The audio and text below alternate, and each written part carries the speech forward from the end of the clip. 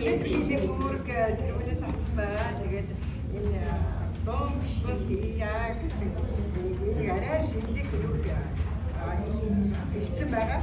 Тэгээд ирээшээс нэг юм ерөнхийдөө ч энэ сарынхаа 6 дугаар сарынхаа сургаалтаа эцэг эхийн ажлаа гэсэн юм сургаалт байгаа. Тэгээ одоо тэгээд бүгдээрээ бүхмахчийнхаа нийгмийг баясгаж мөн эцэг эх өвдөөцөө дурсан тэднийхээ агуйг хайр инэрлийг мэдрэн дуун бяцлал хийж дууцгаая. Тэгээд та бүхэн энэ дуран дууны үг тараасан байгаа.